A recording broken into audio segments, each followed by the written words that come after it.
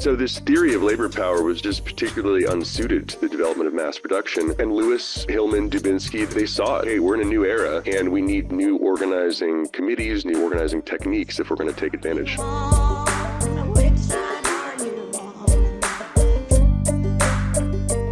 There are now actually 2 podcasts about the CIO. The CIO, obviously a very important institution in the history of American labor.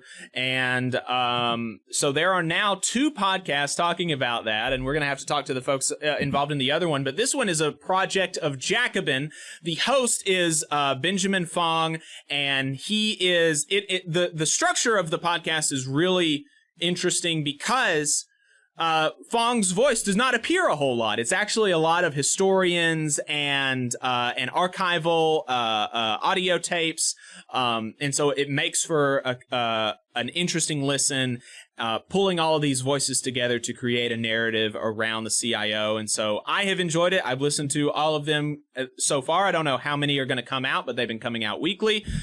So here to talk about that with us is Benjamin Fong, host of Organize the Unorganized, Jacobin's podcast about the CIO. Benjamin, thanks for taking the time. Yeah, thanks so much for having me. And I was just saying, mercifully, you don't have to hear that much of my voice on the podcast. I narrate it pretty minimally just to tie things together. But it's mostly comprised of interviews with labor historians, labor experts telling the story of the CIO, and of course, songs and archival clips interspersed throughout. One of my favorite things about, I mean, there are many great things about the labor movement in the mid-20th century, but one of the things that I really loved was the focus on music, and I have enjoyed your use of that tradition of music in the labor movement. How did you pick those songs specifically? So there were CIO, UAW songbooks that you can find. Some of them are online. Some of them you can find through different libraries. And I mostly relied upon those things that were included in those songbooks, songs that people at the time would have sung on the picket line. In some cases, the CIO put out documentaries where they used music, and so I drew from those as well. The CIO, especially the later CIO, was a very active media conglomerate, you could say. They had radio programs, they had TV spots, they did a lot of media work to try to influence mass culture to be in the interest of the working class. An ambivalent legacy there, of course. But they tried, and as a result, they put together a lot of great material to draw from. It was a great time for music because a lot of great new songs were being created, oftentimes from old spirituals, adapted to the union context. But they were also drawing upon songs from the IWW and, older songs. So it wasn't necessarily the most creative time for labor music, but it was a fun time because there was a lot of material to draw from.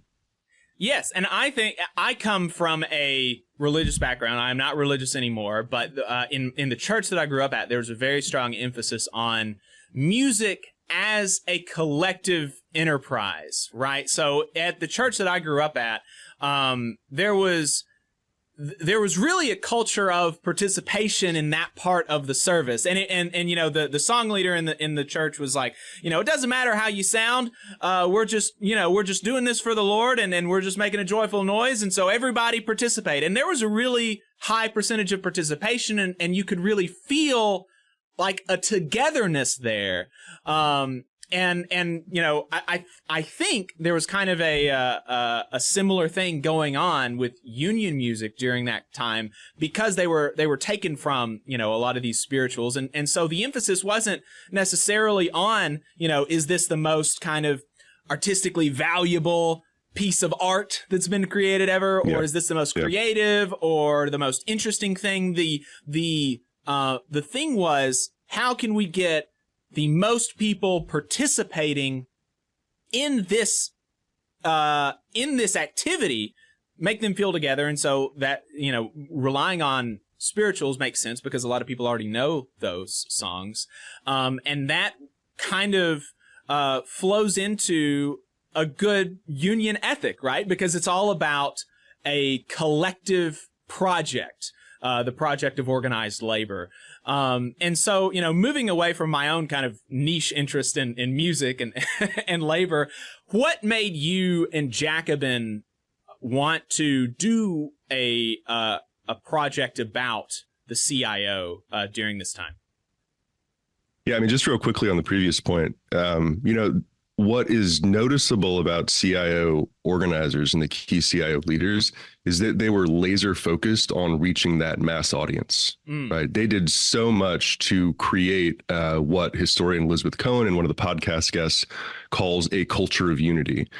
And this was a time where there were a lot of different kinds of divisions, obviously racial divisions, but ethnic divisions as well that aren't as salient today as they were then.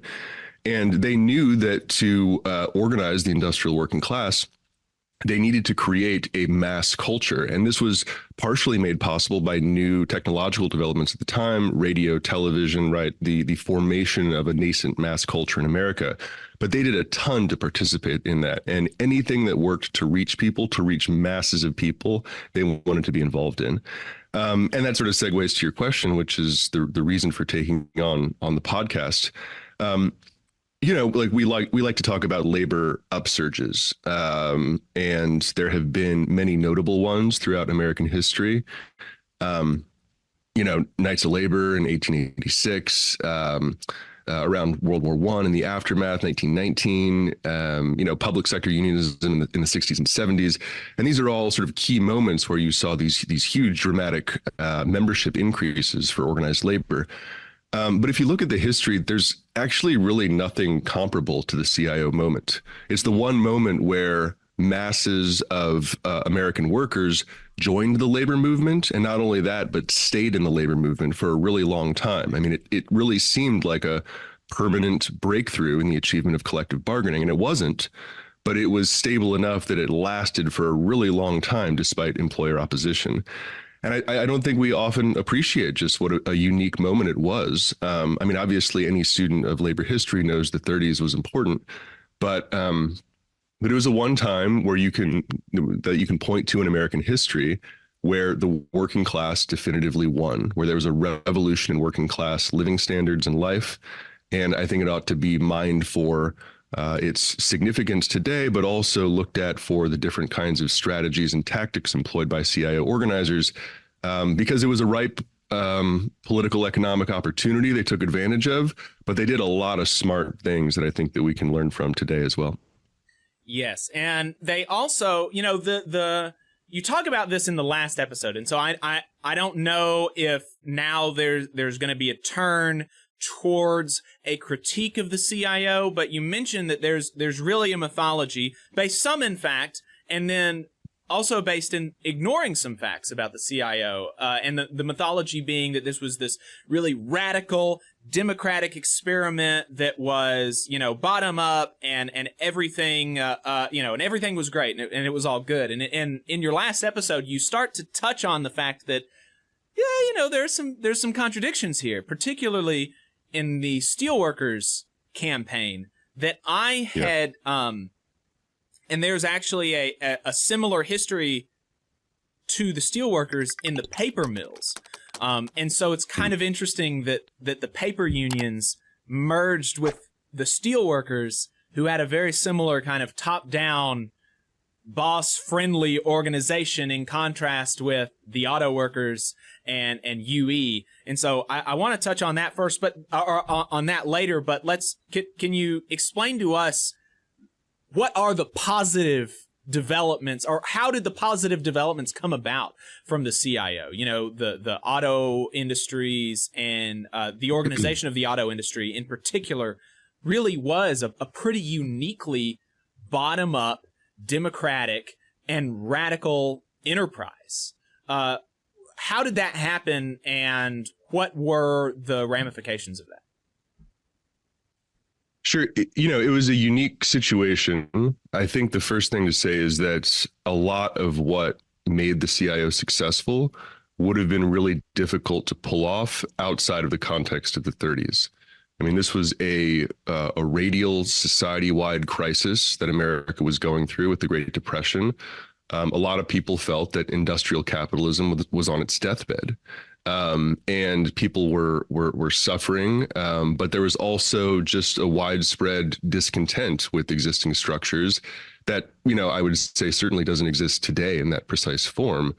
And that sort of rife anti-capitalism that pervaded the society amongst the working class, but against, amongst other classes as well, was a unique context. And it meant that, when FDR was elected, there was an expectation of radical change, even though, even if FDR himself might not have expected that.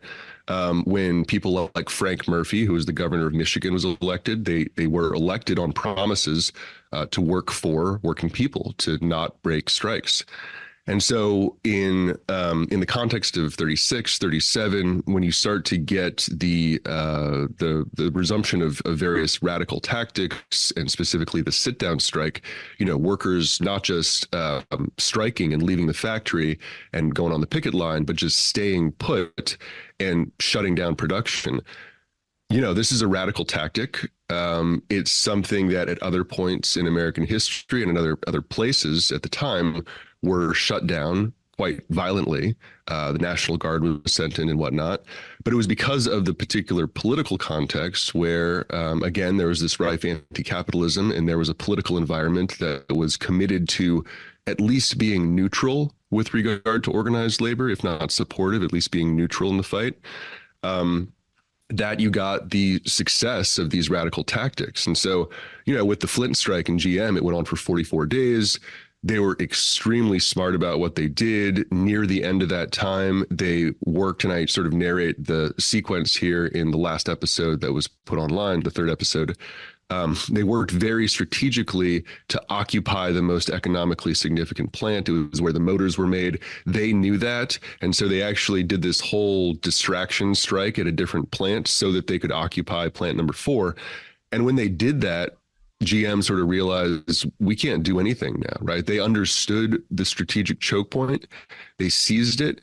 And again, because Governor Murphy wouldn't send in the cops, they quickly came to the table. So I would say, to get to your point just a second ago, it was really in the marriage of different elements at the moment. It was the marriage of the willingness to take on radical tactics, combined with a ripe political economic environment, and then combined with, certain top-down elements that were really willing to exploit the discontent of the moment towards building stable collective bargaining structures. And so there was a lot that CIO leaders did that was really smart. It wasn't sexy. It wasn't radical. It wasn't revolutionary. But for instance, in the steelworkers, which you just mentioned, they had a very top-down strategy. I mean, the U.S. Steel was organized at a hotel meeting between Myron Taylor and John L. Lewis. It's difficult to get any more top-down than that. But they also had this strategy of working within the company unions to take them over. And, you could say that was sort of a compromise strategy from the start. Like, why work with these compromised structures of the company unions? They're just run by the bosses. But it was a good point of leverage. And I think something like, 125,000 of the initial membership of the Steelworkers Organizing Committee came through these company unions. They went in to organize the company unions and brought them over to the Steelworkers Organizing Committee. So there was a lot of smart tactical stuff there that they did that wasn't, again, revolutionary or radical, but was very important in building the CIO. You mentioned briefly the distraction occupation by the UAW during the Flint strike, which pulled all of the company's forces to try to rebut this sit-down in the distraction sit-down, and they were able to then occupy the plant that they really wanted. And I would encourage people to read The Many and the Few by Henry Krause, who was the UAW's news editor when that happened. His recounting of that series of events is really interesting, and his whole the whole book is really an easy read, as history books go. It's written in a narrative format, and from a first-person account, and so it's pretty easy to read, and he does a really good job of making it easy to understand and interesting and engaging. I couldn't put it down when I was reading it, and I had just finished reading Midnight in the Vehicle City too. So this is even after I had already read a book about the Flint sit-down strike, and I still couldn't put it down. It was a great book. That was an interesting story in it, and one of the things about the sit-down strikes in particular that I'm wondering if you've spent much time reading about is the theory of property that they said, or that some people said, justified the sit-downing of the in the factories, right? Because it's an obvious kind of violation of property rights as is commonly understood, but there was a sort of uncommon understanding of property rights that some people had. Can you talk to us about that? Yeah, this is a theory that CIO lawyers in particular were really apt to push. And the theory was that workers had a right to their job, that their job constituted a kind of property, and that they were merely exercising their right to retain that property.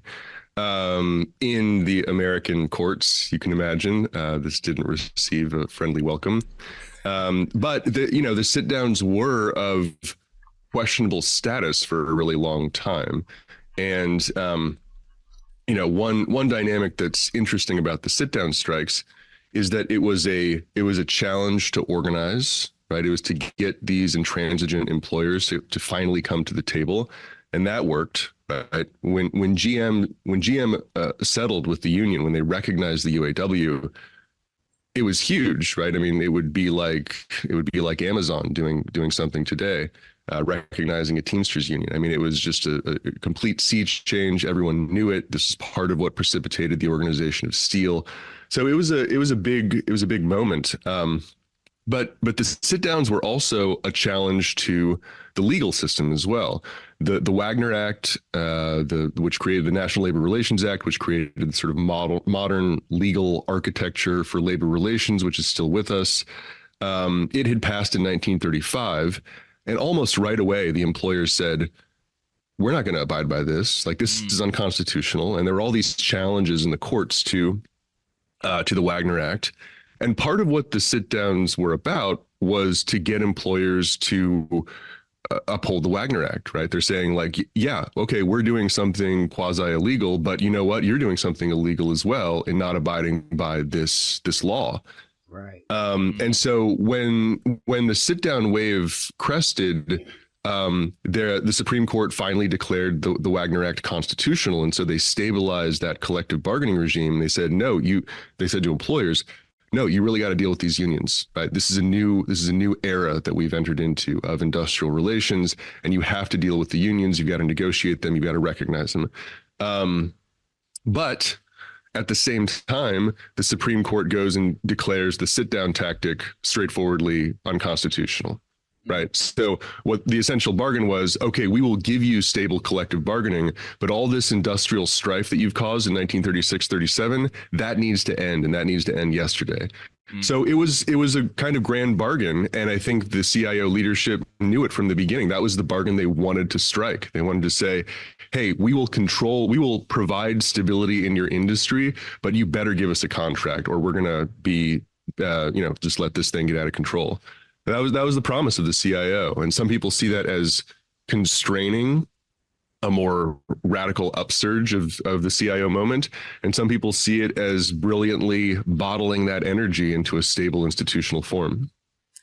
There was a quote, you're talking about, some thoughts about constraining more radical elements. And there was a quote, and I can't remember if it was in your podcast or if I read it somewhere else, but that,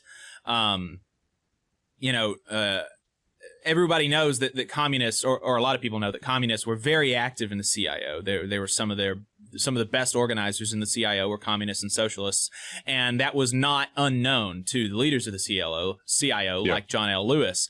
And there was a quote, I think, from Lewis saying something about, you have to know who the hunter and the dogs are. and I'm happy to have communists as the dogs as long as I'm the hunter, or something like that, right? Yeah. So basically, like, you know, as long as I can keep these people on a leash, like, you know, whatever, they can believe whatever they want, but as long as it serves me and kind of my interest in power, and you know, Lewis, I think it was in that podcast, because there was one episode on, you know, personalities, and Lewis being a shapeshifter in some of the tactics, right? Because he was in the early 1900s more conservative and like less kind of keen on industrial unionism, and then he becomes the leader of industrial unionism, right?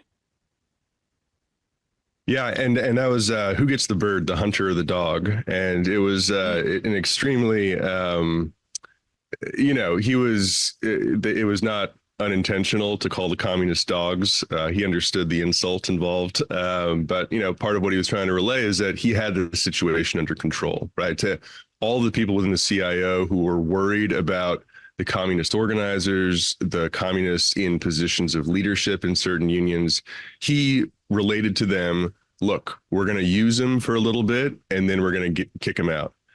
Right. And that's sort of what happened, not under his watch, because he would leave in 1940, but that's sort of what eventually happened.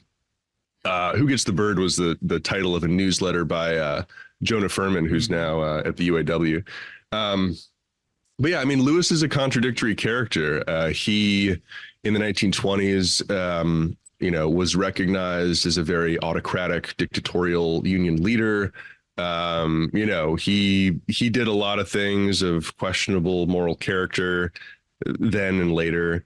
But he was interested in power. In the 1920s, it was a really difficult time to be head of the coal miners. The anthracite coal industry was dying. And, you know, just given the general mood of the 20s, the sort of welfare capitalism programs and whatnot, unions in general were in decline. And then a lot of them were really gutted with the Great Depression.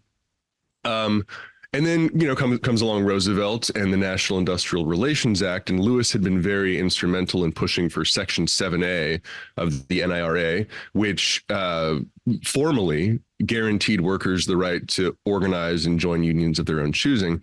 It didn't really have any teeth to it, but it did give some legal sanction for Lewis and the mine workers to go out into the coal fields and say, hey, the president wants you to join a union, right? Now's the time.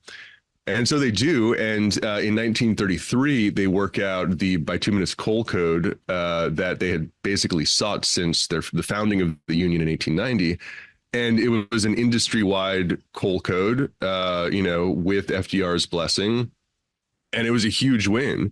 And it rebuilt the mine workers, right? They went from a union of less than 100,000 to all of a sudden a union of 600,000, a very powerful political player, you know, very, very quickly. And Lewis kind of looked around at the moment to other union leaders and he said, what are y'all doing? Right? This is the moment. Right now, you have to rebuild your union. Like there's not going to come along a time like this in the future. Like this is the moment that you have to seize. And so with Sidney Hillman of the clothing workers and David Dubinsky of the garment workers and a few other AFL leaders, they broke off to form the Committee on Industrial Organizations and then eventually the Congress of Industrial Organization, with the idea that, you know, there wasn't going to come along a time that was better to organize industrial workers, despite the AFL's resistance to organizing unskilled workers. And so they did. And you could say that this was a radical departure for Lewis. In a lot of ways, it was like for him to become a champion of the working class after being this autocratic union boss in the 1920s. But you could also say it's very consonant with his character from that period as well, in that he saw an opportunity for power and he seized it. Hey, 5 seconds. Just wanted to say that this is only possible because of our donors. If you want to see more of this, then consider donating yourself at tvlr.fm/donate. Right. Yeah.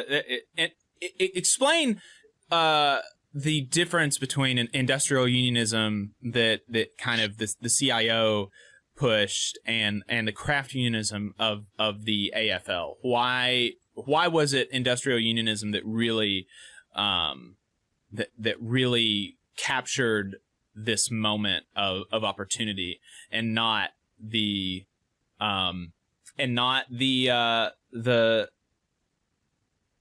established labor movement, right? Because there was it wasn't as big. I mean, it was probably the AFL before the 1930s, 1920s was probably about the size of the labor movement today. I can't remember. I'm not exactly sure the percentage, but it was not much bigger or smaller. And so there was a big base there among the American Federation of Labor. Why did they and their vision of craft unionism, why were they not able to take advantage of the opportunity presented? And why was industrial unionism able to do that? Yeah, I mean, by the numbers, the AFL at the time of the break with the CIO was about the same size as the labor movement today. It was about 10% of American workers. The latest BLS numbers just came out. It's exactly 10%. One could argue that the American Federation of Labor was actually in a much better situation in terms of its leverage at that point, because it was all private sector workers. Public sector unionism was not legal. It was not legalized at that point. And so, and FDR famously came out when certain government workers did try to organize and said, you can't organize against the government, right? Like he just couldn't wrap his mind around public sector unionism. So it was 10%, but it was a powerful 10%. The American Federation of Labor came along in 1886, and it remained the dominant labor federation in America until the 1930s. And I think part of its staying power, despite the fact that it was self-limited, exclusionary, racist, problematic in all sorts of different ways, despite all that stuff, it had staying power because it had a theory of leverage and power that did make sense of the American economy at a certain point in history, right? They wanted to organize particular workers with certain skills that could not be replaced. And so it was a kind of labor aristocracy. You still see iterations of craft, like very powerful iterations of craft unionism today. The Nurses Union, National Nurses United, CNA, like that's essentially a craft union, right? Like they understand they have a certain power within their workplace that is greater than that of, hospital techs and whatnot. And so they form their own union that's separate from other healthcare workers, with the idea that by organizing their particular trade with their particular skills, they're going to have power. And it's a theory of labor power that actually works. And at that time in the American economy, it was particularly apt with sort of itinerant, skilled tradespeople, like moving from town to town. Once you get the formation of these huge factories, right, the sort of mass production era, that theory of labor power begins to make less and less sense, right? It's not that you can't still execute it. It just becomes really self-defeating in a lot of ways. And so what the AFL would do when it went into these big factories is try to hive off workers according to different jurisdictions, right? They'd say, okay, this particular skilled tradesperson goes to this union, this particular skilled tradesperson goes to this union, and the rest of these unskilled workers, like, we're not going to deal with because they're not organizable. That's sort of their approach. And you can imagine if you're going into a factory thinking about division first, you're not going to do very well. And so this theory of labor power was just particularly unsuited to the development of mass production. And Lewis, Hillman, Dubinsky, they saw it. They understood that they're like, hey, we're in a new era and we need new organizing committees, new organizing techniques if we're going to take advantage. Adam wrote in our note document that we keep on the property rights question is that actually tenure for teachers in Alabama started as a property right. So that's my understanding. Yeah, that was kind of like, how it developed here. So that's interesting that you bring that up. And one thing that I wanted to kind of circle back to, Jacob, if it's okay, is you talked about the culture of unity that the CIO was really building, and not to spend too much time on like the cultural aspects, but I think that's really interesting in their use of radio and emerging technologies. And I think it's obviously we're on a labor radio show podcast, right? So we are trying to do, that kind of work in the same spirit. So I really appreciated you bringing that up, and maybe we'll have time to circle back to that. But I'll let you get back to it, Jacob. Well, no, yeah. I'm what are curious. your thoughts on that, Ben? Yeah, I'm just curious. No, what do you think about that in terms of today, like 2024? How does that look today, and what could we learn from that? Yeah, I mean, that's a difficult lesson to apply in a lot of ways. I think when Cohen talked about the culture of unity, there was the exploitation of new mass cultural mechanisms that the CIO was very interested in, and they were very good at. They had a very developed communications plan, communications strategy that involved bringing in workers from different ethnic and racial enclaves to all come together and to identify themselves as working people. I mean, it was a huge cultural shift that they were able to accomplish. And the biggest divisions, of course, were racial and ethnic. And this was a really difficult dynamic that they had to deal with, like in packing house, in a lot of steel company towns. The companies had brought in Black workers and workers of other ethnicities specifically for the point of being strikebreakers, right? And so they had instilled this culture of division within a lot of these towns. And part of what the CIO had to do was to bring in all workers and say, you are welcome here. And this was a really difficult task at the time because, again, the AFL, the dominant labor federation in America, the thing that most workers would identify as organized labor, it had explicitly made its mission division, right? They were going to go into the factories and divide everyone as they saw fit. And so this idea that the unions would be for everyone, that they wanted everyone in the unions, and they specifically wanted Black workers and workers of other ethnicities to be in the union. That was the starting point of CIO organizing. And to go back to the communist influence, it helped that a lot of communists were involved in the organizing, right? They weren't in the CIO as a kind of organized political presence. In fact, they did a lot to hide their affiliations at certain points. I mean, we can talk about that, the sort of like secretive, quasi-manipulative nature of communists within these new structures. But they were hired by the CIO as kind of cannon fodder, right? Like Lewis would say, like, you're not going to have influence as an organized political faction within the CIO, but just go out there and organize, right? I'm going to hire you, go out there and organize. And it's estimated that of the 200 original steelworker organizers, something like 60 to 80 of them were communists, right? And the communists brought along a firm commitment to racial equality. I mean, more than other left factions, more than even like the progressive visions of the CIO leaders, they were fully committed to racial egalitarianism, and their influence in packing house, their influence in the electrical workers union, their influence in the steel workers organizing, it was pretty evident, right? They understood that you need to have all workers in the union, or you're going to lose. And so that was, especially in its ascendant period, the CIO was really committed to overcoming all those divisions. Now, of course, it would be romantic to say that white and Black workers were going out and having beers after work and whatnot, but it was instilled in them that they needed to work together at the workplace if they were going to win real rights. And that was an accomplishment of the CIO. I mean, in building that culture of unity, it wasn't perfect, right? I mean, this was still Jim Crow America, but it was a huge advance in raising expectations around a new kind of racial egalitarianism.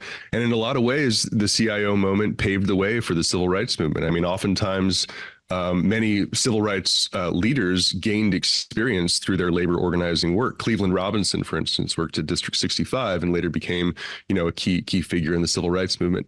So there was that experience that was born in the CIO and developing the culture of unity, and then also a certain discontent with its limitations that I think also fueled the civil rights movement later. I've got two more questions. I could have this conversation with you for hours. It seems like I really appreciate your taking the time. I want to be respectful of your time. So I have two more things that I'm interested in your in you relaying to the audience. I mentioned and we've touched on the fact that the Steelworkers campaign was really pretty was a pretty top-down affair. Can you explain that and how and how that fact has actually affected the study of the Steelworkers campaign? Because there's less literature about organizing in the steel industry than there was in the auto industry, just because it was kind of it was less interesting to the people who would be interested in doing labor history, because a lot of people who are interested in doing labor history are of the left, and so the auto workers campaign is more kind of emblematic of kind of what we would want to see. And I wonder if another part of the reason is just because it was so, uninteresting, like this just kind of happened. There was an agreement between the union leaders and the bosses, and then there you go. The steelworkers were organized, right? So yeah. Talk to us about that story and the ramifications of it. And also, are the paper workers going to be in the story later on in the podcast? No, unfortunately not. I mean, I do branch out into to tackle that first question. I do branch out into talking about a lot of other unions, but there are so many different ventures of the CIO that I make mention of all of them, but I really only do deep dives on some of them. So I get into, in later episodes, I get into textiles, packing house, longshoremen. So there are deep dives into the varied CIO unions, but I don't cover them all in the podcast. No. Yeah, I mean, I think that when like in the 60s, with the development of sort of new left labor history and the desire to privilege a different kind of writing, different kind of study of labor than had previously existed, right? A lot of the labor studies before that had really focused on institutional structures and the development of organized labor at that level. And there was a desire to write bottom up histories of different unions. And auto workers, electrical workers, packing house workers, right? These were like militant bottom up surges that were really exciting to write about.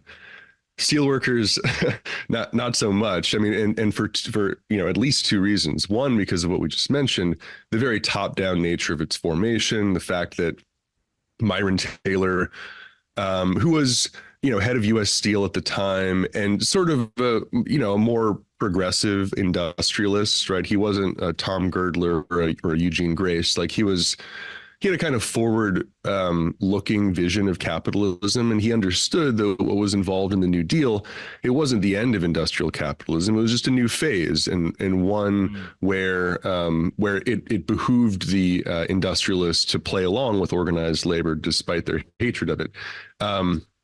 So it was that kind of situation where the industry, or where one particular major player in an industry was just receptive to unionism, and Lewis liked going out to fancy lunches, and so that's how the Steelworkers Organizing Committee won its big victory.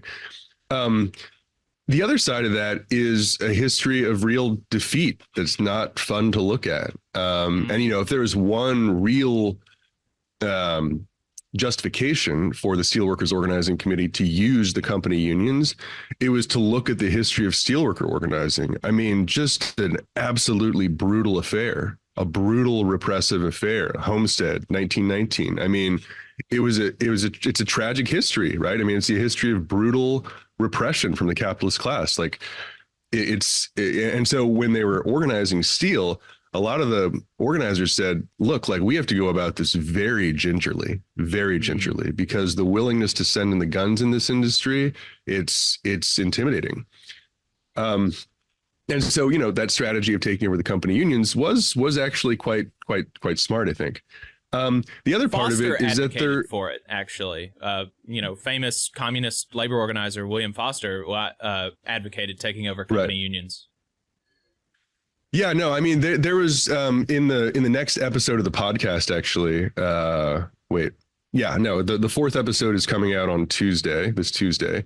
And in that episode, I get into the communists' approach to trade unions over the years, and Toole and Foster's approach there. So I'll get into that in the next episode. That'd be really interesting, for sure.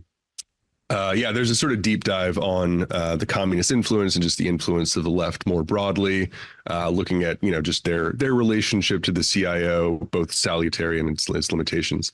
But the other part of that, the reason why there wasn't a ton of writing about the steel industry is because there was also this massive defeat, which is the subject of the 5th episode of the podcast, in Little Seal. Summer of 1937, Memorial Day Massacre.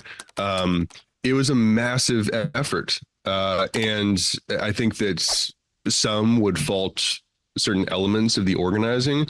But for the most part, again, given the role of energetic communists in organizing and being committed to a kind of militant disruption that was effective in a lot of ways during the CIO moment, the state finally threw its hands up, right? FDR famously declares a plague on both your houses in the Little Steel strike. And, there's basically a return to violent, bloody repression at Little Steel, and they lose. And yes, Little Steel is eventually organized with the war, but it was a dramatic illustration of the limits of the New Deal order, right? FDR was a friend to labor in some ways, but a very limited friend.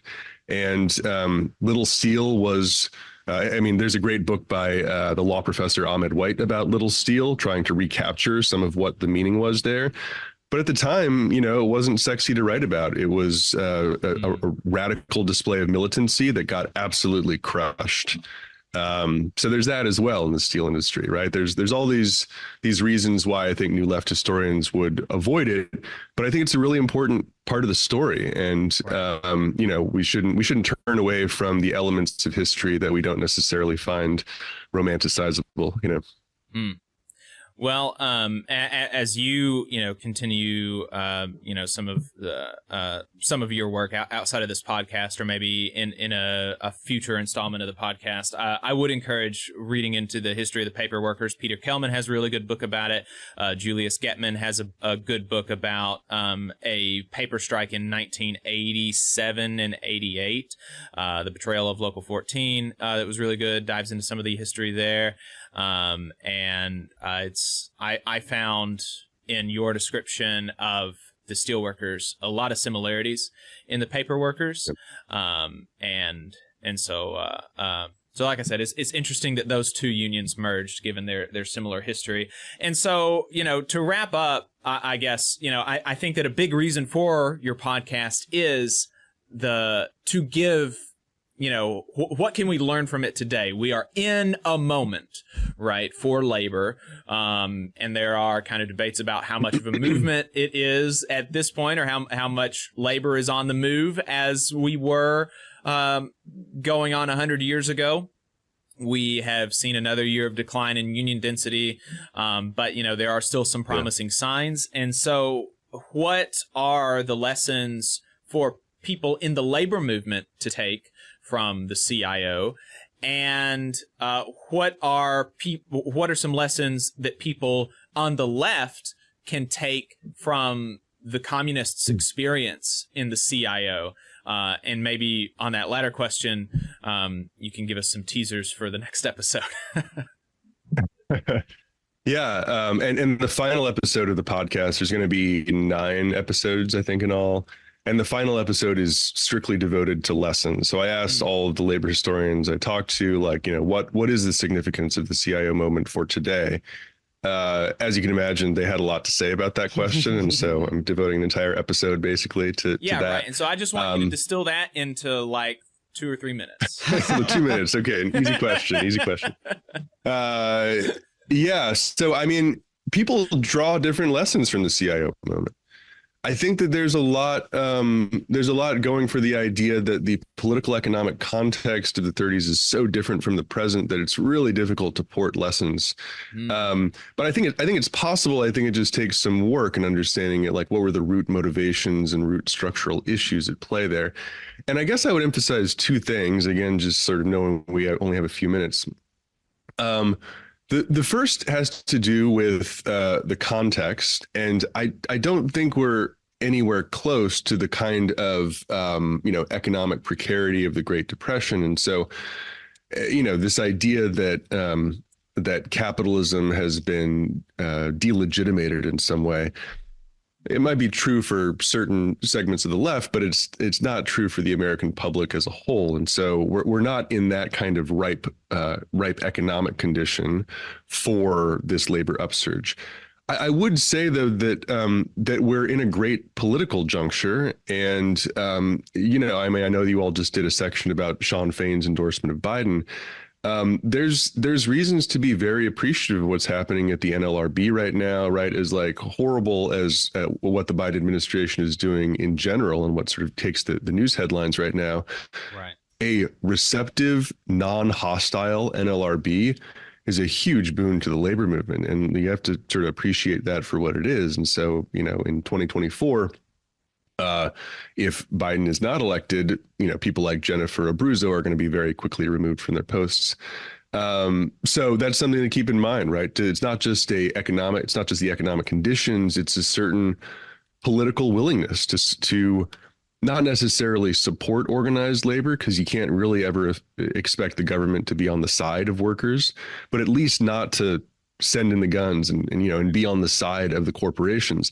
That kind of at least neutrality is really important. And it's it's a story of American labor history. Like, it's impossible for workers to win if they don't at least have a neutralization of that typical government corporate alliance. So that's one, I think, key thing.